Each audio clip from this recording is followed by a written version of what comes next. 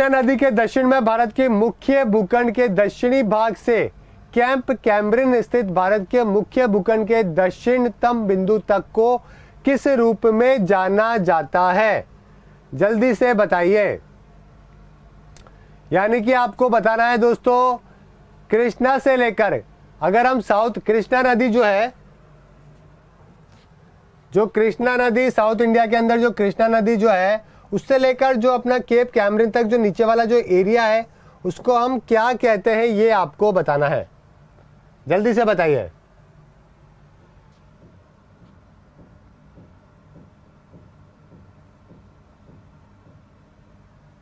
जल्दी से बताइए। थोड़ा सा और नीचे लेके चल लो, केप कैमरिन बिल्कुल लास्ट में है। मतलब अगर मैं इसको थोड़ा प्रॉपर तरीके से बना देता हूँ आपके लिए, थोड़ा सा आपको इजी हो जाएगा। अगर इस तरीके से है तो अगर जैसे कि गोदावरी कृष्णा, तो कृष्णा यहाँ पे हो गई ना, और कावेरी नीचे की तरफ है। तो आपसे पूछा गया है कि यहाँ से लेकर यहाँ तक जो है नीचे वाला पोर्शन, इसको हम लोग क्या कहते हैं? समझ गए? ठीक है, तट आपको मालूम होगा ये सब। आंसर यहाँ पे जो बच्चों का आ रहा है, कोंकण कोस्ट है जो कि यहाँ पे आ रहा है। ठीक है, बिल्कुल सही जवाब है दोस्तों। यहाँ पे आपका कोंकण कोस्ट है जो कि कर्नाटका वाला कोस्ट है, जो कि आपका बिल्कुल सही जवाब होगा। अगर आपसे कावेरी के से लेकर नीचे तक पूछा जाता तो हम कौन सा करते? मालाबार करते। ठीक है, गोदावरी। लेकिन यहाँ पे कृष्णा पूछा गया है तो कर्नाटका वाला जो एरिया है, गोवा वाला जो एरिया है, वो कौन सा वाला एरिया है? कोंकण तट वाला एरिया है। समझ गए? तो आपका आंसर क्या हो जाएगा? यहाँ पे ए आपका सही आंसर हो जाएगा। पहले ही सवाल में बहुत सारे बच्चे जो है वो चित हो चुके हैं और अपना पहला सवाल जो 10 रुपए का था वो हार चुके हैं। ठीक है, पेमेंट कर दो भाई। पेटीएम नंबर आपको मालूम है ना, जिसके ऊपर क्वेश्चन भेजते हो ना व्हाट्सएप वाले, उसी के ऊपर कर देना। चलिए, तो काफी सारे बच्चों ने पहला ही सवाल यहाँ पे गलत कर दिया। थोड़ा क्वेश्चन तरीके से पढ़ो यार। देखो कई बार क्या होता है, क्वेश्चन बड़ा आसान होता है लेकिन थोड़ी सी आपको बुद्धि लगानी पड़ती है। समझ गए? तो थोड़ा सा अगर 5 सेकंड के लिए, मैंने आपको पहले भी बोला है कि यार एक 5 सेकंड थ्योरम होती है, 5 सेकंड थ्योरम होती है जो कि जीके को करने के लिए पढ़नी पड़ती है। सबसे पहले आपको क्या होता है, क्वेश्चन अच्छी तरीके से देखो, समझो, 4 ऑप्शन जो है उनको पढ़ो, उसके बाद 5 सेकंड सोचो कि आंसर क्या होगा। समझ गए? कई बार ऐसा होता है कि 2 ऑप्शन एक जैसे होते हैं लेकिन हम जल्दबाजी में कुछ और आंसर कर देते हैं, तो ऐसी गलतियां मत करो। 5 सेकंड सोचा करो। मुश्किल से 10 सेकंड के अंदर आपका एक जीके का सवाल सॉल्व हो जाएगा, जहां मैथमेटिक्स के अंदर आपको 1 मिनट या 2 मिनट तक लग जाते हैं। इसीलिए ये मार्क्स जो है जीके के बहुत एडवांटेज होता है, इनको आप ऐसे लाइटली मत लिया करो, यही सिलेक्शन डिसाइड करेंगे। आगे देखते हैं। भारतीय उपमहाद्वीप मुख्य रूप से किसका हिस्सा था? बताओ भाई, किसी टाइम पे जो है भारतीय उपमहाद्वीप किसका हिस्सा हुआ करता था?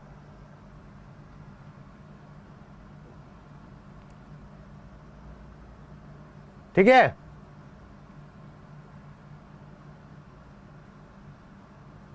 चलिए अगला सवाल देखिए, जल्दी से बताइए। अंगारा और गोंडवाना पढ़ा सुना होगा ना?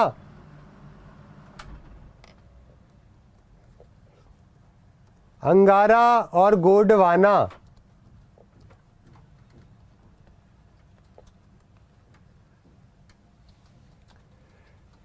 आज से 200-250 मिलियन ईयर अगो जो है वो कॉन्टिनेंट जो है वो 2 लैंड मासेस में हुआ करता था। एक तो अंगारा लैंड था जिसको क्या बोलते थे? लोरेशिया। समझ गए? जैसे कि 2 पार्ट है तो ये जो कॉन्टिनेंट एक हुआ करता था, टूट के जो क्या हो गया, ये तो हो गया अंगारा, अनगारा। ठीक है, और दूसरा वाला क्या हो गया? गोंडवाना। तो हमारा लैंड के बारे में आपको यहां पे बताना है, जो गोंडवाना दोस्तों, ठीक है, साउथ के अंदर। ठीक है, तो बताइए भारत वाला जो पार्ट है वो किसके अंदर है जो कि इंक्लूड किया जाता था? जल्दी से बताइए। काफी सारे बच्चे हैं जो कि गलत आंसर कर रहे हैं। काफी सारे बच्चों ने यहां पे बी आंसर ले दिया है, कई ने यहां पे सी आंसर ले दिया है। देखो दोस्तों, जो गोंडवाना हुआ करता था, 2/3 एरिया हुआ करता था जिसमें south America, Africa, Antarctica, Australia, India सब कॉन्टिनेंट, अरेबिया, ये सारा का सारा जो एरिया है वो आया करता था। तो आपका आंसर यहाँ पे क्या हो जाएगा, भारतीय सब कॉन्टिनेंट दोस्तों गोंडवाना भूमि के अंदर इंक्लूड किया जाता था। समझ गए, ये बात ध्यान रखिए। और फिर हमारे हिमालय कैसे हुए थे, जब हमारे गोंडवाना ऊपर जाके टकराया था तब जाके हमारे हिमालय का फॉर्मेशन हुआ था। अगला सवाल है, इनमें से कौन सा डेक्कन पठार की उत्तरी सीमा बनाता है, बताओ भाई। आज कुछ एनवायरमेंट के क्वेश्चन भी है जो कि आपके लिए लेके आया हूं, तो एनवायरमेंट के क्वेश्चन भी आपको काफी मदद करेंगे एग्जाम में अच्छे स्कोर करने के लिए, ठीक है। और वीडियो को शेयर कर दो ताकि और भी बच्चे देख सके और भी बच्चे पढ़ सके। आज आपकी जनरल साइंस की जो क्लास है वो नहीं है, शिप्रा मैम के फीवर हो रहा है, तो आज आपकी जो है जनरल साइंस की ग्रुप डी की और एनटीपीसी की शिप्रा मैम की क्लास नहीं होगी। तो अपने पास में टाइम है 10-15 मिनट, हम लोग एक्स्ट्रा भी पढ़ सकते हैं। आज पढ़ लोगे ना, कोई दिक्कत तो नहीं है। चलिए आंसर यहां पे क्या होगा दोस्तों, यहां पे काफी सारे बच्चों ने जो है वो, ठीक है, तुक्का जो मार दिया। और यहां पे आंसर क्या होगा आपका, विंध्य श्रेणी जो है आपका यहाँ पे बिल्कुल सही आंसर होगा। विंध्य श्रेणी जो है आपका यहाँ पे बिल्कुल सही जवाब है। आपको लग रहा होगा कि कहां पे तो डेक्कन पठार है, कहां पे विंध्यन है, विंध्य श्रेणी है, कहां पे सतपुरा है। तो आपको एक मैप दिखा देता हूं, उस मैप से आपको काफी क्लियर हो जाएगा। ये देखिए, मैंने बोला कि इसका एरिया किससे टच होता है, समझ गए। तो सतपुरा तो ऑप्शन के अंदर था नहीं, वरना अपना जो बेटर ऑप्शन होता वो क्या होता है, सतपुरा होता। लेकिन यहाँ पे आंसर आपका होगा क्या दोस्तों, ठीक है, यहाँ पे बेटर आंसर क्या होगा, विंध्यन। ये देखिए, ये वाली रेंजेस नजर आ रही है, ये डेक्कन प्लेट्यू है नीचे वाला, थोड़ा बड़ा कर लेते हैं, नजर आ रहा है। ये तो नीचे वाला डेक्कन प्लेट्यू हो गया, डेक्कन पठार, और ये ऊपर वाला क्या हो गई, विंध्य श्रेणी हो गई, उसके ऊपर अरावली हो गई। समझ गए, तो इस तरीके से। तो ये सब ध्यान रखना है, ये वेस्टर्न घाट है, ये ईस्टर्न घाट है, ये सतपुरा है, उसके ऊपर विंध्य है, उसके ऊपर अरावली है, ये गल्फ ऑफ कच्छ है, ये पूरा आपका हिमालय का एरिया है, ये गारो खासी जैतिया है, और ये छोटा नागपुर एरिया। समझ गए, ठीक है। ये कोरामंडल हिल्स हो गई नीचे की तरफ, ये नीलगिरी की पहाड़ियां हो गई। तो ये सब आपको यहाँ पे ध्यान रखना है, पेपर के लिए काफी महत्वपूर्ण। घर के अंदर ज्योग्राफी का एक तो फिजिकल मैप लगा के रखा करो, दुनिया का पॉलिटिकल मैप और भारत का फिजिकल मैप, ये दोनों घर के अंदर अपने रूम के अंदर टांग के रखा करो। आपको ऐसे ही सारे के सारी चीजें जो है वो याद आ जाएगी। समझ गए। तो यहाँ पे जो आपके 30 रुपए का सवाल था वो काफी बच्चों ने गलत कर दिया।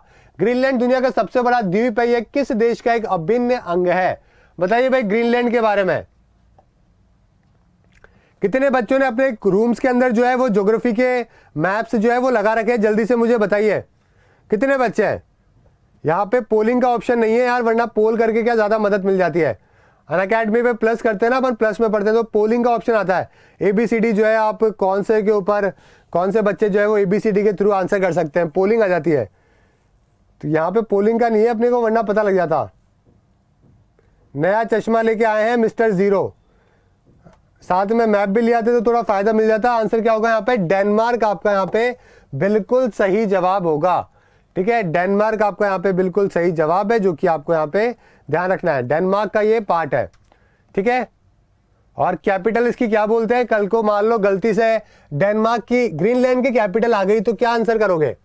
अगर गलती से ग्रीनलैंड की कैपिटल आ गई तो क्या आंसर करोगे।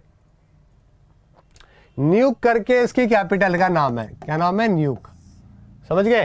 तो ये भी आपको यहाँ पे ध्यान में रखना है। आर्कटिक और अटलांटिक ओशंस के बीच में आपको देखने को मिलता है, ठीक है। आगे चले। और करेंसी वरेंसी तो वो है ही, डेनिस क्रॉन है ही, जो कि डेनमार्क में चलती है, वो यहाँ पे करेंसी है जो कि देखने को मिलती है। चलिए, और पॉपुलेशन, एक बच्चा बोल रहा है सर पॉपुलेशन कितनी है। भाई पॉपुलेशन ज्यादा नहीं है, कोई 50-60 हजार है, मात्र 50-60 हजार है, वो भी ज्यादातर रिसर्च वाले स्कॉलर्स है। तो 50-60 हजार की पॉपुलेशन है, बस इतनी पॉपुलेशन है। चलिए अगले सवाल की तरफ चलते हैं, जो कि है फेमस येलोस्टोन नेशनल पार्क कहां पर लोकेटेड है, बताइए।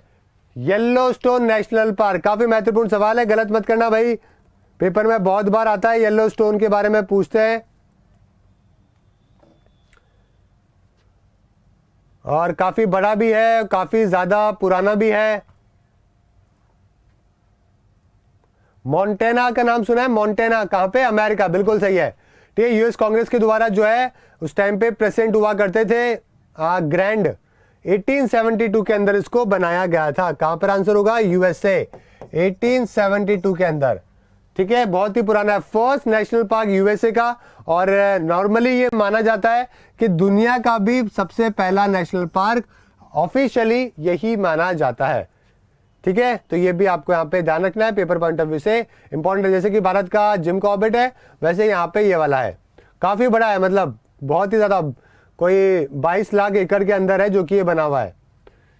ठीक है, चलिए अगले सवाल की तरफ चलते हैं। अगला सवाल है आज का हमारा, निम्नलिखित में से कौन सा राज्य भारत के केवल एक पड़ोसी देश के साथ अपनी सीमा साझा करता है? अरे भाई, अगर ये सवाल गलत दे दिया तो माता रानी पाप देगी, और साथ में जो क्वेश्चन है वो कितने का? 60 रुपीज का, 60 रुपए भी जाएंगे। ठीक है, बहुत ही सिंपल सवाल है, थोड़ा सा लॉजिक लगा के आंसर करना, गलत मत कर देना।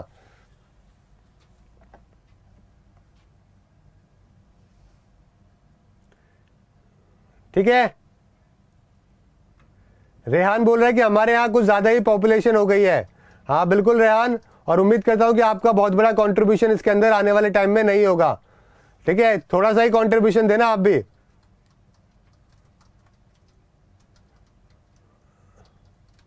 चलिए, बहुत अच्छी बात है। और यहाँ पे जो आंसर आ रहा है, काफी सारे बच्चों ने दोस्तों अगला सवाल है जो कि गलत कर दिया है। यहाँ पे बी आंसर कर रहे हैं बहुत सारे बच्चे।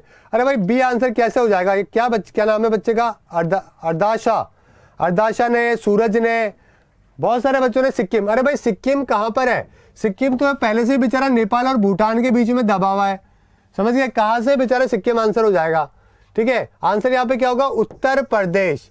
अरे भाई, उत्तर प्रदेश से नेपाल के अलावा कोई गया है क्या कहीं पर? उत्तर प्रदेश से नेपाल के अलावा कहीं और जा सकते हो क्या किसी बॉर्डर के ऊपर? ठीक है, सलोनी बॉर्डर का नाम सुना होगा, गए हो ना कभी? वहां से गए हो तो पता नहीं आप लोग, तो भाई गोरखपुर के वहां से। तो ये थोड़ा सा मैप इसीलिए बोलता हूँ, कमरे के अंदर अपने एक मैप लगा लो, 50-100 रुपए का आएगा, 2-3 दिन सिगरेट कम पी लेना, लेकिन यहाँ पे फायदा मिल जाएगा आपको नंबर के अंदर, समझ गए? कोई इंटरनेशनल, देखो ये पूरा उत्तर प्रदेश आपको नजर आ रहा है, समझ गए? अब इस उत्तर प्रदेश में से मुझे बता दो, नेपाल के अलावा कौन सा देश है जहां पे आप जा सकते हो? ये नेपाल है। ठीक है, सिक्किम से देखो मैं नेपाल भी जा सकता हूं, भूटान भी जा सकता हूं, चाइना भी जा सकता हूं। और ऑप्शन में क्या था? उत्तराखंड। ठीक है, ये देखो नेपाल भी है, उत्तराखंड से तिब्बत भी है। और ऑप्शन में क्या था भाई? अरुणाचल प्रदेश। अरुणाचल प्रदेश देखो, म्यांमार भी है और चाइना भी है। ठीक है, उत्तर प्रदेश से कहां जाऊंगा मैं? उत्तर प्रदेश के अंदर जो सबसे फेमस हनीमून डेस्टिनेशन है वो कौन सी? काठमांडू। समझ गए? काठमांडू लोग इसलिए जाते हैं उत्तर प्रदेश से क्योंकि पास में पड़ता है और कोई पासपोर्ट वीजा की जरूरत नहीं पड़ती। आगे बात करते हैं अगले सवाल की तरफ। निम्नलिखित में से किस राष्ट्रीय उद्यान में माउंट एवरेस्ट शामिल है? कौन से नेशनल पार्क के अंदर? जल्दी से बताओ। ये भी आप सिंपल से ट्रिक के साथ में निकाल सकते हो आंसर यहाँ। और वीडियो को शेयर कर दो भाई व्हाट्सएप पे, बाकी सब जगह पे, ताकि और भी बच्चे पढ़ सके। एक बच्चा बोल रहा है सनी सिंह की, सर कबीर सिंह थोड़े ही है। ठीक है, बहुत सारे कबीर सिंह होंगे इतने 5000 बच्चों के अंदर। चलो आगे आंसर यहाँ पे क्या होगा? देखो यार, सिंपल सी बात है, माउंट एवरेस्ट जो फेमस है नेपाल के अंदर, वो सागरमत नाम से भी बहुत फेमस है ना, तो सागरमत, वहां पर सागरमत नेशनल पार्क भी है। तो आपका आंसर क्या हो जाएगा? ए आपका बिल्कुल सही आंसर हो जाएगा, समझ गए? तो बहुत ही सिंपल सा सवाल है, इसके अंदर कोई दिक्कत नहीं होनी चाहिए थी आपको, क्योंकि जो बाकी के नेशनल पार्क है वो सारे भारत के अंदर ही है। ठीक है, ग्रेट हिमालयन नेशनल पार्क कहां पर है दोस्तों? ग्रेट हिमालयन नेशनल पार्क कहां पर है? ये वाला हिमाचल प्रदेश के अंदर। वैली ऑफ फ्लावर्स और जिम कॉर्बेट कहां पर है? यूके के अंदर। यूके का मतलब है उत्तराखंड, समझ गए? चलिए, यूके का मतलब ब्रिटेन नहीं है। भारतीय मुख्य भूमि की तटरेखा की लंबाई कितनी है? बताओ भाई, तटरेखा की लंबाई।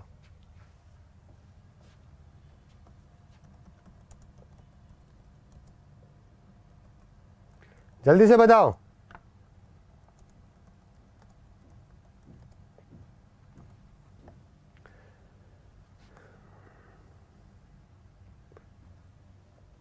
आंसर क्या होगा? दुनिया में 7th लार्जेस्ट कंट्री है हमारा देश, और हमारे पूरे देश की कितनी है? 32,87,000 कितनी है हमारी पूरी भूमि? 263, कितना? 263 किलोमीटर स्क्वायर का है। ये हमारे पूरे देश का क्या है? एरिया है। पहली बात तो ये ध्यान रखिएगा, और दुनिया के 7th लार्जेस्ट है, जैसा कि आपको मालूम ही है। ठीक है, अगर मैं कश्मीर से कन्याकुमारी जाऊंगा तो कितना किलोमीटर? 3214 किलोमीटर है, जो कि मुझे जाना पड़ेगा। कितना? और अगर मैं ईस्ट से वेस्ट की तरफ जाऊंगा, ईस्ट से वेस्ट की तरफ, अगर मैं ईस्ट से वेस्ट की तरफ, तो कितना? 2933 किलोमीटर है, जो कि मुझे सफर करना पड़ेगा गुजरात से अरुणाचल प्रदेश के अंदर। ठीक है, लैंड की अगर मैं सिर्फ लैंड की बात करूं तो 15,200 किलोमीटर, और तटीय एरिया की बात करूं तो 7516.6 किलोमीटर हो गई एक्यूरेट। लेकिन आंसर यहां पे क्या होगा? नियरेस्ट सी आपका यहां पे बिल्कुल सही आंसर है, जो कि होगा 7516.6 किलोमीटर है, जो कि एक्यूरेट होगा। समझ गए? तो काफी सारे बच्चों ने यहाँ पे आंसर जो है वो बिल्कुल सही दिया है, बहुत अच्छी बात है। ठीक है, चलो ठीक है, यहाँ पे आप जीतते हो 70 रुपए। ओके, पहले वाले रिकवर कर लो। पृथ्वी शिखर सम्मेलन एक प्रमुख संयुक्त राष्ट्र सम्मेलन कब आयोजित किया गया था? बताओ भाई। अर्थ समिट, जिसका दूसरा नाम क्या है? रियो समिट भी है, जिसको क्या बोलते हैं? रियो समिट भी कहते हैं। जल्दी से बताओ। रियो का समिट का मतलब है रियो डिनेजेरिया, ब्राजील के अंदर हुआ था ये, इसीलिए इसको अर्थ समिट भी कहते हैं। और ठीक है, United Nations conference on environment and development, UNCED की यहाँ पे कॉन्फ्रेंस हुई थी। रियो समिट, अर्थ समिट हम इसको कहते हैं। ओके, UN की बहुत बड़ी कॉन्फ्रेंस थी जो कि एनवायरनमेंट को लेकर थी।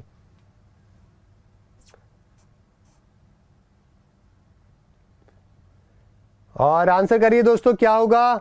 बिल्कुल सही है। कुछ बच्चों ने यहाँ पे बहुत गलत भी लगाए हैं, कुछ ने बिल्कुल सही लगाए। 1992 के अंदर इसको ऑर्गेनाइज करवाया गया था। किसको लेकर थी? हमारे इन्वायरमेंट को लेकर, जो अपन बोलते हैं सस्टेनेबल डेवलपमेंट। सस्टेनेबल डेवलपमेंट का मतलब क्या होता है? कि सबका डेवलपमेंट हो, प्लांट का भी हो, एनिमल का भी हो, माइक्रो ऑर्गेनिज्म का भी हो, और ह्यूमन का भी हो। ऐसे डेवलपमेंट को हम क्या बोलते हैं? सस्टेनेबल, सतत विकास हम उसको कहते हैं। समझ गए मेरी बात? ठीक है, चलिए, और ये आपको ध्यान रखना है। नेक्स्ट क्वेश्चन की तरफ चलते हैं। अगला सवाल है आपका, धरती का कठोर बाहरी भाग जिसे परत और ऊपरी मंडल शामिल है, उसे क्या कहा जाता है? बताओ भाई। हमारी जो अर्थ है, जैसा कि आपको मालूम है, अगर मैं इसका एक पार्ट निकालूं, ठीक है, मतलब ऐसे वाला निकाल लेते हैं, केक वाला, ठीक है, तो मैं इसका एक केक वाला पोर्शन जो है वो निकाल लेता हूं, इसका एक। तो यहां पे क्या होगा? हमारी अर्थ जो है वो कैसी है? ऊपर तो क्रस्ट है, फिर यहाँ पे क्या है? दो पार्ट में डिवीजन है ना, मेंटल, आउटर मेंटल है और एक इनर मेंटल है। फिर बीच में क्या है? आउटर कोर है, इनर कोर है, इस तरीके से है। तो ये जो ऊपर वाला पोर्शन है, ये जो ऊपर वाला पोर्शन है, इसको हम क्या बोलते हैं? अब हम इसको बोलते हैं दोस्तों लिथोस्फेयर। समझ गए? आंसर क्या हो जाएगा? लिथोस्फेयर आपका यहाँ पे बिल्कुल सही आंसर है, हो जाएगा, यानी कि स्थल मंडल है, जो कि यहाँ पे बिल्कुल सही आंसर है। ठीक है, चलिए, बहुत अच्छी बात है, काफी सारे बच्चों ने यहाँ पे आंसर बिल्कुल सही दिया है। अगला सवाल है, निम्नलिखित में से कौन सा ग्रीन हाउस प्रभाव के प्रमुख कारणों में से एक है? ग्रीन हाउस प्रभाव, जल्दी से बताइए। और आप लोगों ने क्रैश कोर्स ज्वाइन किया कि नहीं किया? भाई क्रैश कोर्स भी ज्वाइन कर लेना, वहां पे भी बहुत सारे क्वेश्चंस है जो कि मैं करवा रहा हूं, इंपॉर्टेंट। ठीक है, तो वहां पे भी अपने कवर करते रहो कोर्स को यार, बार बार वैकेंसी नहीं आएगी। 20-25 रुपए पर डे के अंदर कुछ नहीं जाएगा, किसी बच्चे को पढ़ाओगे तब भी खुद की एजुकेशन स्पॉन्सर कर लोगे, कोई दिक्कत नहीं है। तो क्रैश कोर्स भी ज्वाइन कर लेना, एनटीपीसी का क्रैश कोर्स चल रहा है, जनरल साइंस, मैथ, रीजनिंग और जनरल अवेयरनेस सब कुछ चल रहा है वहां पे। आंसर यहाँ पे क्या होगा? बिल्कुल सही है, कार्बन डाइऑक्साइड होगा। कई लोगों ने मोनोक्साइड लगा दिया, कई ने कुछ भी लगा दिया। अरे भाई कैसे? ठीक है, कैसे कैसे आंसर कर रहे हो यार आप लोग? काफी सारे बच्चों ने मोनोक्साइड लगा दिया। मोनोक्साइड नहीं है यार, green house effect majorly carbon dioxide से होता है। समझ गए? रियो डिनेजेरिया में आयोजित पृथ्वी शिखर सम्मेलन किस से जुड़ा है? बताओ भाई। अभी थोड़ी देर पहले इसके बारे में डिस्कशन किया था।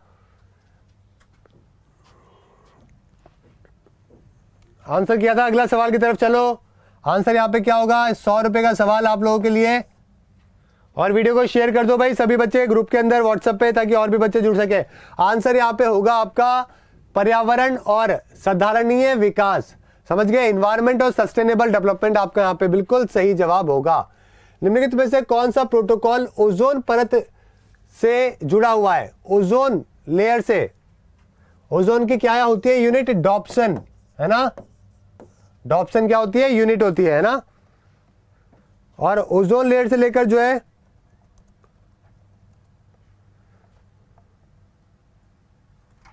जल्दी से बताओ।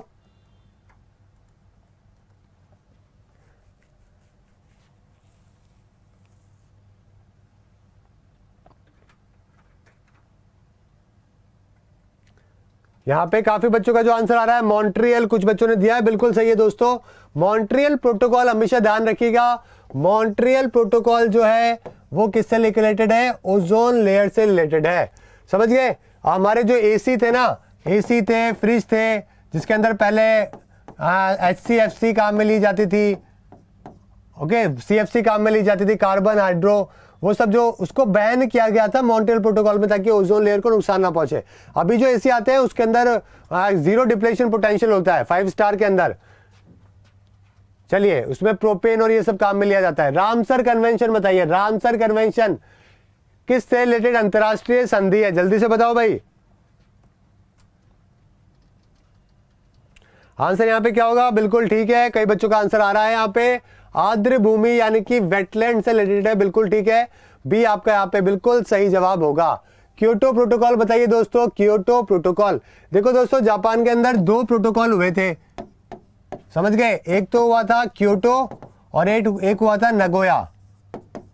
क्योटो के अंदर दोस्तों क्या हुआ था? ग्रीन हाउस गैसेस को लेकर बात करी गई थी कि हम कम करेंगे। नगोया के अंदर क्या हुआ था? इक्वल शेयरिंग की बात करी गई थी कि अगर मान लीजिए कोई विदेशी कंपनी है आसाम में आके चाय के बिजनेस कर रही है, तो भाई चाय का जो बिजनेस कर रही है आसाम में आके, तो लोकल लोगों को तो फायदा मिलना चाहिए ना उस चीज का, नौकरी भी मिलनी चाहिए, काम भी मिलना चाहिए, सब कुछ मिलना चाहिए, तो उनको भी तो फायदा मिलना चाहिए और पैसे भी सही मिलने चाहिए, क्योंकि उनकी जमीन के ऊपर आके कोई कंपनी पैसा कमा रही है। तो इक्वल शेयरिंग था नगोया और क्योटो था आपका ग्रीन हाउस गैसेज। तो बी आपका यहाँ पे बिल्कुल सही आंसर है, जो कि होगा। फिर बच्चे धमाधम तुक्के मार रहे हैं। अरे भाई छोड़ना सीखो, कितनी बार बताऊं, मुझे कई बार ऐसा लगता है कि डेली जो है 4000 बच्चे नए आते हैं, पुराने वाले बच्चे आते ही नहीं, मुझे कई बार ऐसा लगता है। क्योंकि एक चीज मैं एक बार आपको समझा दी है कि गलत मत किया करो, तुक्का मत मारा करो, फिर भी तुक्के पे तुक्के मारते हो यार। एक बार तो समझाने के बाद कोई चीज समझ में आ जानी चाहिए ना यार, ऐसा क्या करते हो यार बच्चों जैसे। सुपरनोवा क्या है? सुपरनोवा क्या है आज आपको पता लगेगा। ब्लैक होल के बारे में, ब्लैक होल क्या होता है, कैसे बनता है, ठीक है। रेड जाइंट आपने सुना होगा, रेड जाइंट एक स्टार होता है, वो क्या होता है? जल्दी से बताइए। ब्लैक होल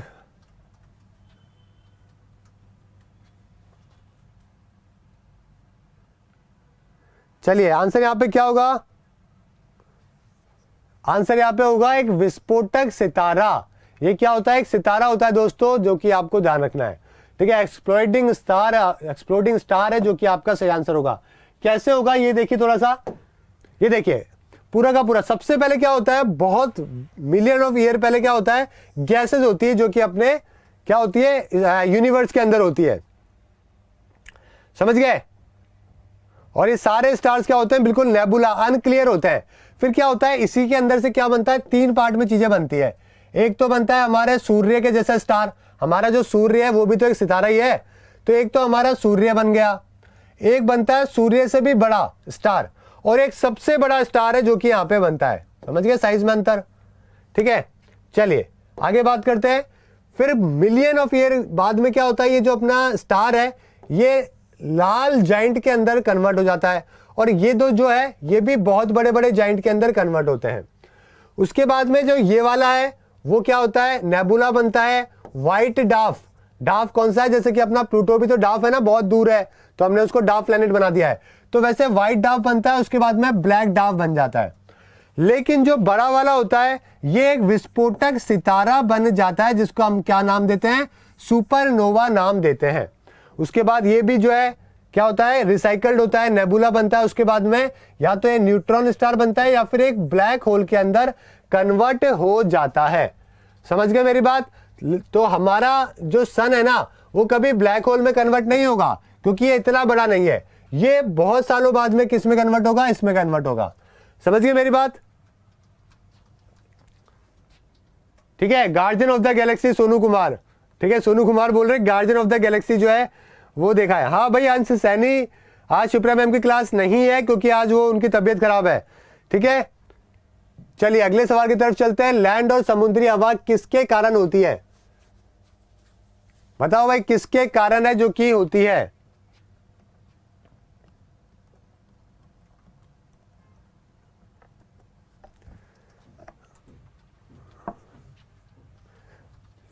क्या होता है कि ठंडी हवा दिन में तो क्या होता है, हवा ऐसे चलती है, रात को ऐसे चलती है। ठीक है, किसकी वजह से होती है? सहवहन की वजह से, कन्वेंशन की वजह से ऐसा होता है, ये बात ध्यान रखिए। अगला सवाल है, शब्द अधिकेंद्र किसके साथ जुड़ा हुआ है? एपिसेंटर जो है वो किसके साथ में जुड़ा हुआ है?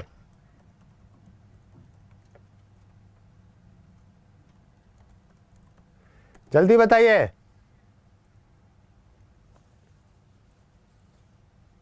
देखिए दोस्तों क्या होता है, ये आपकी जमीन है, जमीन के नीचे क्या होता है, जब भी कोई अर्थक्वेक आता है, कभी भी कोई अर्थक्वेक आता है ना, ज्वाला भूकंप आता है, तो नीचे की तरफ तो क्या होता है, एक हाइपोसेंटर होता है।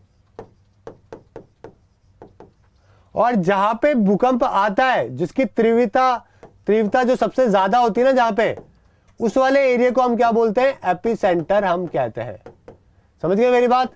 जहां पे तीव्रता सबसे ज्यादा होती है, यहां से 20 किलोमीटर बाद में क्या हो जाएगा, यहाँ पे मान लो 5.4 का है, तो यहाँ पे कितने का आया है दोस्तों? वो यानी कि 7 या 8 का मैग्नीट्यूड का है, जो कि यहाँ पे भूकंप आया है। समझ गए मेरी बात? तो ये इसको हम क्या बोलते हैं? एपिसेंटर कहते हैं, और ये भूकंप से रिलेटेड है, ये बात ध्यान रखिएगा।